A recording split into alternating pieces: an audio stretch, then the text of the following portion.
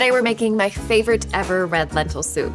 We'll start by browning our onions and toasting warm spices, and then simmer red lentils and sweet potatoes together. The soup gets extra creamy thanks to a few special techniques, and it turns out rich yet nourishing, it's budget friendly, and it is perfect for this time of year. The ingredients in the soup are mostly pantry staples, pretty budget friendly, about $3 per serving. These are red lentils, they're high in fiber and protein. And the first step is to give them a rinse, just get off any dust, and then soak them in cold water so they soften more quickly as they cook. The red lentils need about 20 minutes to soak, so in the meantime, let's do some prep.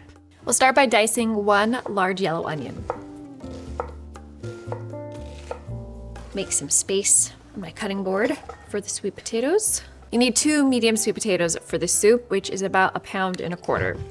One of the ways I get this soup to be really creamy without using any dairy or coconut milk or nuts is to cut the sweet potatoes really finely, and then they kind of melt into the soup and naturally thicken and creamify it. Creamify, if you're wondering, it is a real word. Yes, it is. To finely dice the sweet potatoes, you can use whatever method you like, but here's how I like to do it. First, I slice it crosswise. Then I stand this upright and slice it downwards into planks. Then you can stack a couple of the planks and slice lengthwise into batons, and from there you can dice into 1/4-inch pieces. You definitely don't have to worry about them being in a precise cube shape.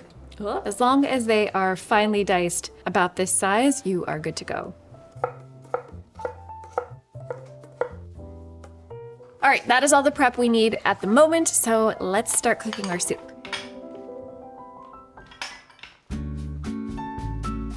You want to get a Dutch oven or a large soup pot over medium heat and add a few tablespoons of extra virgin olive oil.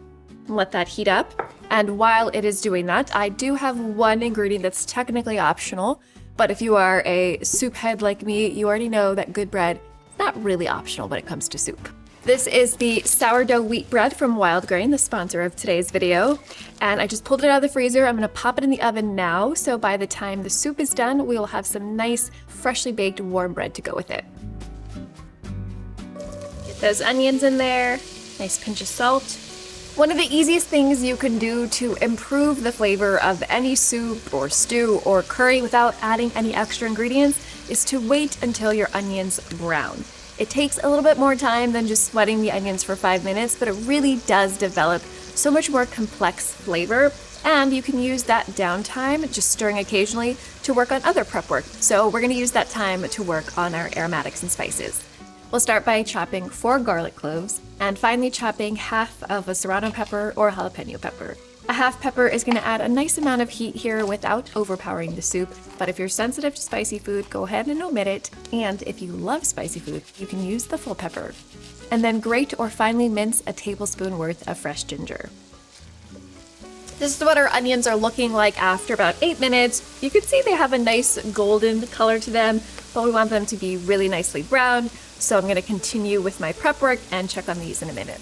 As for the spices, the star here is Ras Al Hanout, which is a complex blend of warm, slightly sweet, slightly earthy spices used in Moroccan cooking. If you don't have access to this, I've included a very simple homemade spice blend that you can use instead, or you can use garam masala in a 1-to-1 substitution for an Indian spiced version of this soup, and a touch of ground coriander and cumin to accentuate the warm, earthy flavors. Our onions are looking fabulously brown. As you can see, they've not only changed color, they've also shrunk in size, so they're getting really concentrated in that sweet, savory flavor. It's gonna be such a good base for our soup. We can add our garlic, ginger, and serrano pepper now, along with 2 tablespoons of tomato paste. And you wanna stir this frequently for about 2 minutes, making sure you really stir the tomato paste into the onions and get those nicely coated. Once that tomato paste is a few shades darker, go in with the spice blend.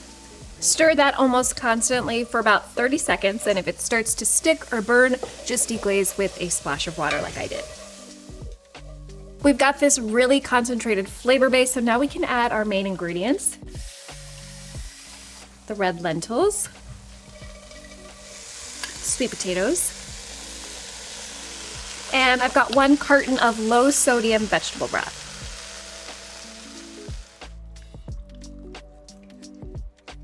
Add in 1 bay leaf, Season generously with salt.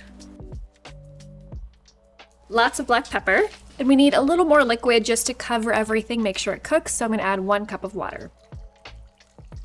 Once this comes to a boil, you can reduce the heat to a simmer, and you want to simmer this for 25 minutes uncovered or until the sweet potatoes and lentils are super tender. I'm just gonna let that simmer on my stove so I can clear some space here. It's time to pull our bread out of the oven, so let me get that. Oh yeah! Look at how nice that looks. As I mentioned, this is the sourdough wheat loaf from Wild Grain, the sponsor of today's video. And Wild Grain is perfect for people like me who are gourmet breadheads who love good bread, but just don't have the time or the patience to make sourdough from scratch. Instead, I just open the freezer, pop a loaf in the oven, and in 25 minutes or less, I have freshly baked, warm bread. It is such a treat. And Wild Grain's breads, pastries, and pastas taste so freaking good because they're made by small bakeries and pasta makers, and they use simple ingredients that you know how to pronounce, so it's light years better than the stuff at the supermarket. I'm a big fan of their vegan box, naturally, but you can customize with lots of different options. So if you want to try out Wild Grain for yourself, check out the link in the description box below to save $30 off your first order. Just use the code Nisha, and you'll also get free croissants for life. They have vegan croissants, and yes, they are amazing. All right, this is what our soup looks like after 25 minutes. You can see the sweet potatoes are really tender. The lentils are falling apart. Let's pick out that bay leaf. It's done its job. And it's got some nice body now, but to make it extra creamy, we're gonna roughly blend half of it with an immersion blender. It's gonna give it so much nice texture and body. If you don't have an immersion blender, I will include instructions somewhere on the screen for how to do this with a stand blender. Blending time. Just make sure you don't blend all of the soup. We still want to retain some of that texture of the sweet potato and lentil to get a nice variety.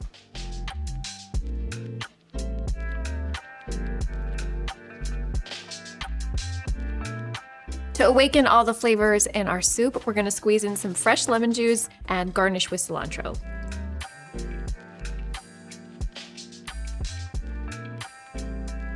We're nearly ready to serve, but we have a couple more ingredients. A dollop of some coconut yogurt and some freshly chopped mint. These two are gonna add a really nice cooling balance to all of the warm heat in the soup. If you want a little extra richness at the end, you can drizzle a bit of good quality olive oil on top before serving. Can't forget our bread.